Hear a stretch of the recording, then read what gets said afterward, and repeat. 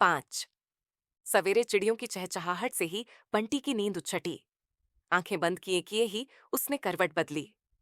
बिस्तर के अनछुए हिस्से की नमी भरी ठंडक सारे शरीर में एक फरहरी सी दौड़ाती हुई उसे ऊपर से नीचे तक ताजगी से भर गई। नींद की दुनिया से वह असली दुनिया में आया तो कल का सारा दिन एक क्षण को खुमारी भरी आंखों के सामने कौंध गया। पापा के साथ बिताया हुआ दिन, और साथ ही ख्याल आया मम्मी का। मम्मी की उदास, सूजी सूजी सी आंखें। बिना एक शब्द भी बोले उसे चुपचाप सुला देना।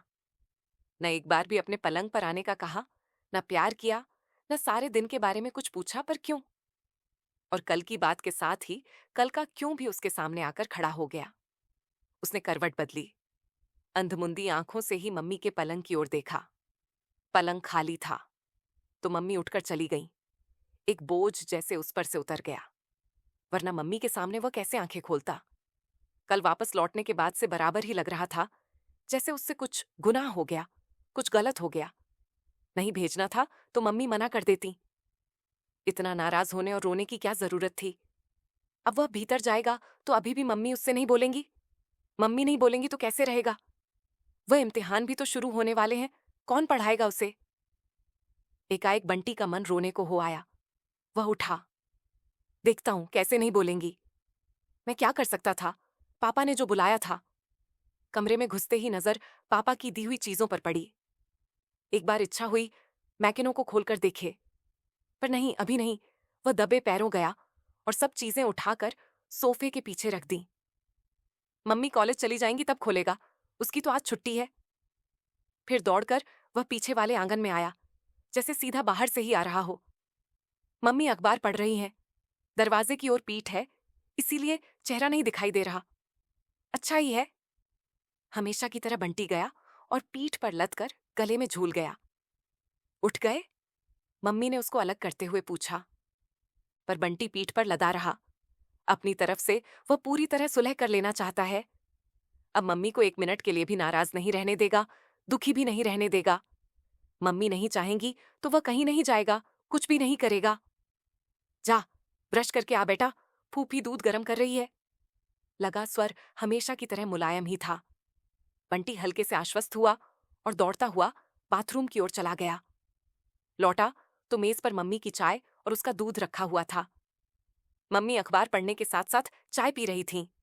वह आया तो उसका दूध उसके सामने रख दिया, उसके टोस्ट पर मक्खन लगा दिया। मम्मी, जैसे भीतर से हिम्मत जुटाकर बंटी बोला। और यू हूं? अखबार पर नजर गड़ाए गड़ाए ही मम्मी ने पूछा। बंटी को लगा जैसे मम्मी उससे नजर नहीं मिला रही। आंखें शायद अभी सूजी हुई हैं। मम्मी क्या बहुत तकलीफ में है? बंटी भीतर ही भीतर मम्मी के दुख से कातर होने लगा। मम्मी, तुम मुझसे गुस्सा हो? उसकी आवाज रुआंसी सी हो गई।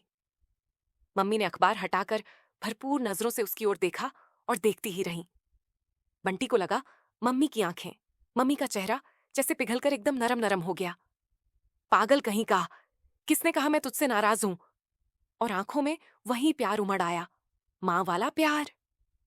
बंटी का मन हुआ दूध, टोस्ट रखकर मम्मी के गले से लिपट जाए, पर वह हिला नहीं। बस मम्मी की आंखों के उस लाड को रोम रोम में महसूस करता बैठा रहा।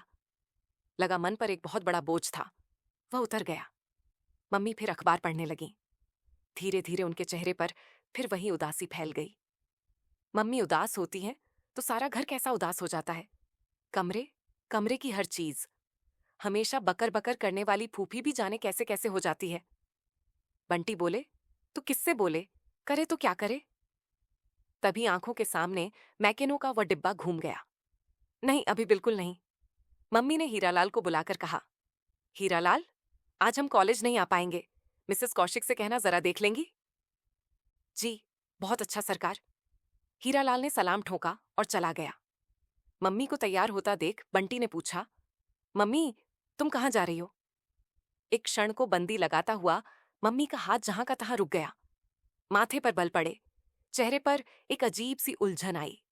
फिर धीरे से बोली, जरा काम से बाहर जाना है। पापा ने 10 बजे मम्मी को पहुंचने के लिए कहा था। पर कहाँ? मम्मी पापा के पास जा रही हैं तो उसे क्यों नहीं ले जा रही? पूछ ले। तुम पापा के पास जा रही हो? मम्मी। मम्मी फिर एक क्षण को रुकी, फिर थोड़ी सख्त आवाज में कहा, कहा ना, काम से जा रही हूं। न ले जाना चाहती हैं तो न ले जाइए, झूठ क्यों बोलती हैं?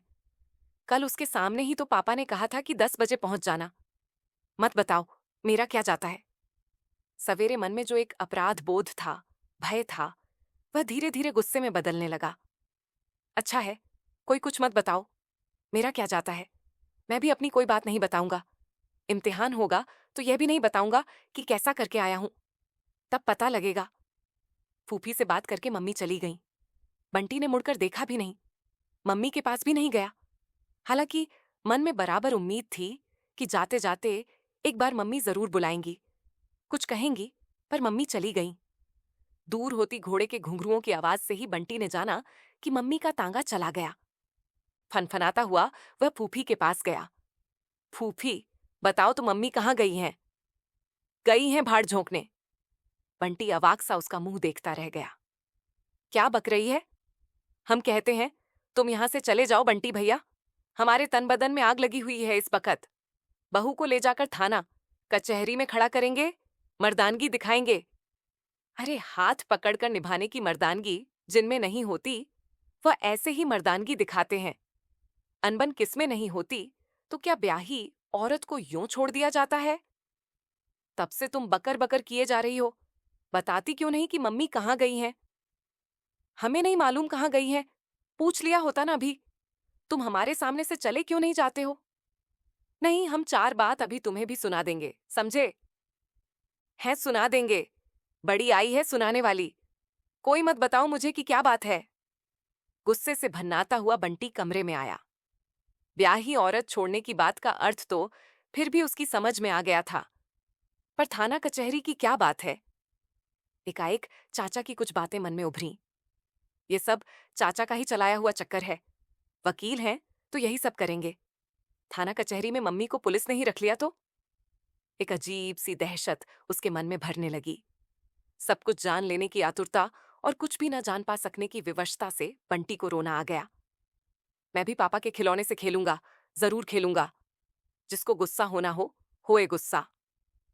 बंटी ने सोफे के पीछे से सब चीजें निकाली और मैकेनो का डिब्बा खोलकर बैठ गया। अच्छा है मम्मी, आकर देखें। चलकर नाश्ता कर लो। लो, अब ये फूफी भी रोकर आई है। अच्छा है, सब रो, खूब रो, पर उसे कुछ मत बताना। वह होता ही कौन है किसी का। मेज पर दूध दलिया और एक सेब कटा हुआ रखा था। देखते ही बंटी फिर भभक उठा। फिर वही दूध दलिया, मैं नहीं खाता रोज रोज सड़ा दलिया। और गुस्से में आकर बंटी ने दूध दलिये की कटोरी उछाल दी। झन्न की आवाज कमरे में गूंजती हुई सारे घर में फैल गई। अजीबोगरीब कस्म के नक्शे बनाता हुआ दलिया सारे कमरे में यहां से वहां तक बिखर गया। पूरी तरह तैयार होने के बावजूद एक क्षण को बंटी जैसे अपने किए पर सहम गया। फेंको, खूब फेंको, सारी चीजें उठाकर फेंक दो। आखिर तुम किसी से कम हो? ये तो एक बहू जी है जो तुम्हारे पीछे जान हलकान किए रहती हैं। नहीं तो चुप कर! बंटी पूरी ताकत लगाकर चीखा। चुप करे वह जिसके जीभ नहीं है। आने दो मम्मी को, यूं का यूं पड़ा रहने दूंगी ये सारा दलिया। देखें तो तुम्हारे कारनामे। अभी से तुम्हारा ये हाल है तो बड़े होकर पता नहीं क्या सुख दोगे अपनी महतारी को। बंटी ने अपनी बंदूक उठाई और फूफी को यूं ही बकता छोड़कर बगीचे में आकर दनादन दागने लगा।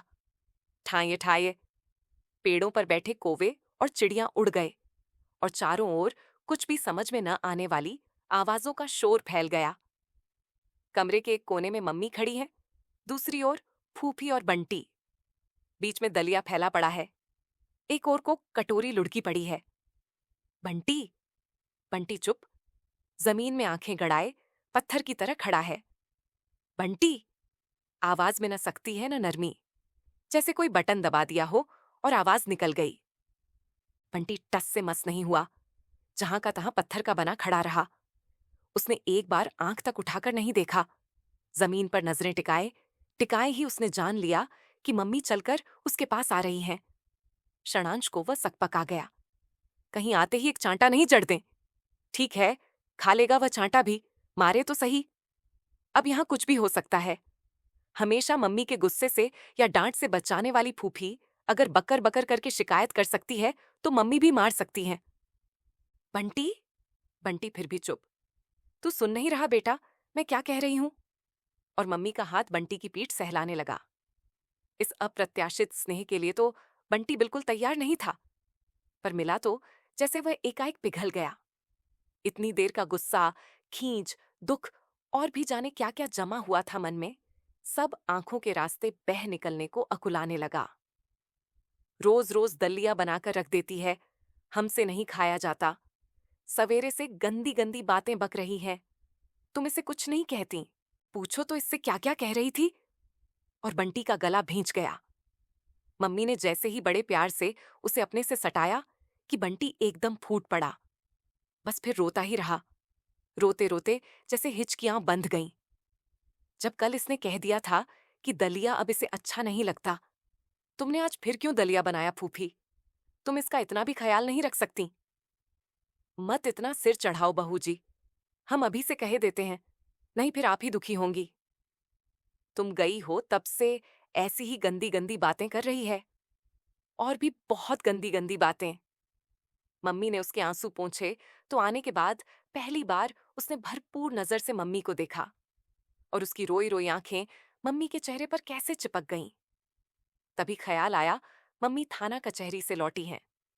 वहां मम्मी के साथ क्या हुआ, और खराब काम करने पर भी प्यार करने वाली मम्मी के लिए उसके अपने मन में ढेर सारा प्यार भर गया। लगता है मम्मी बहुत परेशान है, शायद दुखी भी। मम्मी बाथरूम में गई तो वह कमरे में आ गया। पलंग पर फैला हुआ मैकेनो उसने जल्दी से समेटा और सोफे के पीछे छिपा दिया। अब वह मम्मी को बिल्कुल भी दुखी नहीं करेगा। मम्मी शायद सिर में भी पानी डालकर आई हैं। उन्होंने जूड़ा खोला और गीले बालों की एक डीली सी छोटी बना ली। बंटी छिपी छिपी नजरों से देख रहा है, उनका चेहरा, उनके हाव भाव, उनका हर काम, और अपने हिसाब से सब कुछ समझने की कोशिश कर रहा है। बाहर गर्मी बहुत तेज थी, माथे में जैसे गर्मी चढ़ गई, मम्मी ने कहा, और पलंग पर सीधे लेटकर बांह आंखों पर रख ली। मम्मी का आधे से ज्यादा चेहरा ढक गया। मम्मी शायद नहीं चाहती कि बंटी उनका चेहरा देखे। कल से ही तो कितनी उदास है मम्मी, और मम्मी की उदासी से बंटी खुद भीतर ही भीतर कहीं बड़ा उदास और दुखी हो आया है। क्या करे मम्मी के लिए वह? सारे घर में एक चक्कर लगा आया, पर कुछ भी तो समझ में नहीं आया। लौटकर फिर कमरे में आया। मम्मी वैसे ही लेटी हैं। दबे पांव उसने सोफे के पीछे से पापा का दिया सामान निकाला और धीरे से अलमारी खोलकर उसमें बंद कर दिया। अब एकाएक ख्याल आया, मम्मी के लिए शिकंजी बनाकर ले आए। वह दौड़ा दौड़ा गया। नहीं, फूफी से वह बिल्कुल बात नहीं करेगा।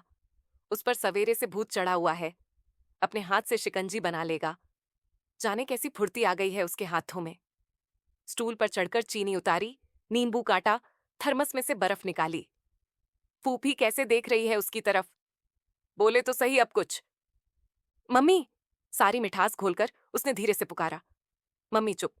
क्या सो गई? नहीं, शायद रो रही हैं। वह गौर से देखने लगा, कहीं से बदन थिरक रहा है, पर नहीं, मम्मी एकदम निस्पंद लेटी थीं। मम्मी, ये शिकंजी लो, मैं बनाकर लाया हूं। और उसने एक हाथ से खींचकर उनका हाथ हटा दिया। बंद आंखें और ऐसा कातर चेहरा कि बंटी भीतर तक पिघल गया। क्या हो गया मम्मी को? मम्मी, शिकंजी पियो ना, बड़े अनुरोध भरे स्वर में उसने कहा। पर अंत तक आते आते उसका अपना स्वर जैसे बिखर गया। मम्मी उठी, उसके हाथ से गिलास लेकर बोली, तू बनाकर लाया है शिकंजी मम्मी के लिए, मेरा राजा बेटा। और बंटी को इस तरह इक्कतक देखने लगी कि उनकी आंखों में पानी छलछला आया। उन्होंने एक घूंट में गिलास खाली करके नीचे सरका दिया और बंटी को अपने पास खींचकर दोनों गालों पर एक एक किस्सू दिया। बंटी जैस निहाल हो गया। मन हुआ वह भी मम्मी के गले में बाहें डालकर खूब प्यार करे। अब मम्मी जरूर उसे अपने पास लिटाएंगी और सारी बातें बताएंगी। जो बच्चा माथे में गर्मी चढ़ जाने पर अपने हाथ से शिकंजी बनाकर ला सकता है, वह मम्मी की और बात नहीं समझ सकता। पर मम्मी ने इतना ही कहा, जो भी तुझे पसंद हो फूफी से कहकर बनवा ले और खा बेटा, मैं थोड़ा सोऊंगी। मम्मी लेट गईं और बंटी वहीं खड़ा रह गया, अपमानित सा, उपेक्षित सा। मम्मी उसे बताती क्यों नहीं कि क्या हुआ है? दोपहर में बारिश हुई थी और नहाया, धोया, लॉन बड़ा ताजा ताजा लग रहा था। आज क्यारियों को सींचने की जरूरत नहीं है। बंटी माली के साथ साथ पौधों के पास उगाई घास को उखाड़ उखाड़ कर फेंक रहा है। लॉन के एक सिरे पर बैठी मम्मी को रह रहकर देख लेता है। जब से मम्मी जागी है, वह उन्हीं के इर्द गिर्द घूम रहा है, इस उम्मीद में कि शायद मम्मी कभी उसे बुला ही लें, या कि शायद उन्हें कभी उसकी जरूरत ही पड़ जाए। वह आज टीटू के यहां भी नहीं गया, न टीटू को ही यहां बुलाया। होगा टीटू समझदार, पर क्या वह यह समझ सकता है कि आज का दिन हल्ला गुल्ला करने वाला नहीं है। ये तो केवल बंटी ही समझता है कि उसके घर में कुछ बड़ी बात है। मम्मी बहुत उदास हैं, इसीलिए उसे भी उदास रहना चाहिए। आज क्या खेलकूद हो सकता है यहाँ? घास उखाड़ते उखाड़ते वे दोनों मम्मी के पास आ पहुंचे। उसी कोने में बंटी ने कुछ दिनों पहले आम की गुठलियां बोई थीं, जो अब एक दो बारिश के बाद छोटे से पौधे के रूप में फूट आई थीं। बंटी रोज उन्हें देखता और प्रसन्न होता। आज उनमें और दो चार नई पत्तियां फूटी हुई थीं। बंटी ने बड़े दुलार से तांबई रंग की उन कोंपलों का छुआ, नरम नरम, मुलायम मुलायम, फिर सारी पत्तियों को गिना। माली दादा, अच्छा बताओ, तो कितने दिनों में वह पौधा बन जाएगा, बड़ा पेड़ जिसमें आम लगने लगे? माली ने अपना झुर्रियों वाला चेहरा ऊपर को उठाया, फिर अपनी गिजगजी सी आंखों को मिचमिचाते हुए बोला, हमारे बंटी भैया, बच्चे तो उनका पौधा भी बच्चा। बंटी भैया जब जवान होंगे तो पौधा पेड़ हो जाएगा। फिर बंटी भैया का ब्याह होगा, बहुरिया आएगी, बाल बच्चे होंगे तो पेड़ में भी बौर फूटेगा, कोयल कूकेगी, आम लटकेंगे। बंटी भैया के ब्याह में इसी आम की बंधनवार बांधूंगा, समझे? फिर मम्मी की ओर देखकर बोला, सुन रही हैं बहू जी, बहुत बड़ी बख्शीश लूंगा बंटी भैया के ब्याह में। आशीर्वाद दीजिए कि आपको यह बूढ़ा माली जिंदा रह जाए तब तक। धत, बेकार की बातें करते हो। बंटी झेंप गया। फिर उसने छिपी नजरों से मम्मी की ओर देखा। एक बड़ी फीकी पर मोहम सी मुस्कान मम्मी के चेहरे पर लिपटी हुई थी। तो क्या माली की बात से मम्मी खुश हुई? बताओ ना, कब होगा ये पेड़? बताया तो, अब तुम नहीं मानते तो बहू जी से पूछ लो। आखिर क्यारी साफ करके माली हाथ झाड़कर खड़ा हो गया। आप ही बताओ बहू जी, आम का पौधा बंटी भैया के साथ ही जवान नहीं होगा? मैं क्या झूठ कहता हूं? तुम बताओ मम्मी। और वह मम्मी की कुर्सी के हत्थे पर जा बैठा। ये बात ही शायद मम्मी और उसके बीच सेतु बन जाए। वह मम्मी से बोलना चाहता है, कुछ भी, किसी भी विषय पर। मम्मी जो भी कहें वह सुनेगा। पर मम्मी कहें तो? आम के पेड़ को बहुत साल लगते हैं बेटे, शायद 10 साल। बाप रे, 10 साल!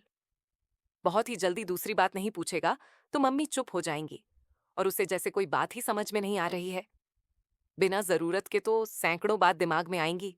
और इस समय, अच्छा मम्मी, कुछ कुछ कहानियों में ऐसे पेड़ होते हैं ना, जिनमें चांदी की पत्तियां होती हैं, सोने के फल और फलों के अंदर मोतियों के दाने निकलते हैं। ऐसे पेड़ हम नहीं उगा सकते। नहीं रे, वे सब तो कहानियों की बातें होती हैं। पर अगर ऐसा होता नहीं है तो कहानी में कैसे आ जाता है? कहानी तो आदमी ही बनाता है। जिस चीज को आदमी ने कभी देखा ही नहीं, वह बात उसके दिमाग में आती ही कैसे है फिर? जरूर कभी ऐसा रहा होगा। पता नहीं बंटी ने ऐसा क्या कह दिया कि मम्मी एकटक उसका चेहरा देखने लगीं और छलछलाई आंखों ने उनके चेहरे की उदासी को और गहरा दिया। ऐसा नहीं होता, मैंने कुछ गलत कहा है मम्मी। बंटी ने इस तरह कहा जैसे कोई अपराध हो गया हो उससे। होता होगा, मुझे नहीं मालूम। और बात का सूत्र फिर टूट गया। बात को जोड़ने के प्रयत्न में बंटी का अपना मन जैसे कहीं से बिखरता जा रहा है। रात को हाथ मुंह धोकर, नाइट सूट पहनकर, बिना एक बार भी नहीं किए दूध पीकर एकदम राजा बेटा बना हुआ वह मम्मी के पास आया। लेकिन मम्मी ने फिर भी उसे अपने पास सोने के लिए नहीं कहा। थोड़ी देर वह इस प्रतीक्षा में खड़ा रहा। फिर बिना कहे ही वह मम्मी के पलंग पर बगल में लेट गया। मन हुआ मम्मी के तिल पर धीरे धीरे उंगली फेरे, उनके गले में बाहें डाल दे। पर आज जैसे उससे कुछ भी करते नहीं बन रहा था।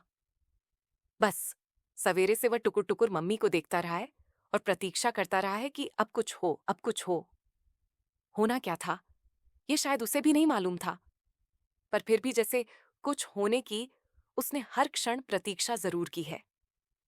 बंटी, एकाएक मम्मी ने उसकी ओर करवट करके बहुत धीमी आवाज में कहा और अनायास ही उनकी उंगलियां उसके बालों को सहलाने लगीं। हाँ माँ, बहुत लाड में आकर वह मम्मी को माँ ही कहता है। एक बार मम्मी ने कहा भी था, तेरा माँ कहना मुझे बहुत प्यारा लगता है। कल पापा के साथ क्या क्या किया बेटा? एक क्षण को बंटी समझ नहीं पाया कि कल की बात में से कौन सी बात बतानी चाहिए और कौन सी नहीं। कुछ नहीं, पहले पापा बातें करते रहे, फिर घुमाने ले गए, खिलाया पिलाया, चीजें दिलवाईं और बस। बात से भी ज्यादा स्वर और लहजे को सहज बनाकर बंटी मम्मी को यह विश्वास दिला देना चाहता है कि कल कुछ ऐसा नहीं हुआ जिससे मम्मी नाराज हो या दुखी। जब बाहर से लौटकर वापस आए और देखा कि चपरासी वापस चला गया है, तो मैंने पापा से कह दिया कि मैं यहां बिल्कुल नहीं रहूंगा, घर ही जाऊंगा मम्मी के पास। रात में मैं मम्मी के बिना रह नहीं सकता। और इतना कहकर बंटी ने बांह मम्मी के गले में डाल दी। क्या क्या बातें करते रहे तुमसे? बहुत सारी। पढ़ाई की, खेल कूद की, दोस्तों की, कलकत्ता की।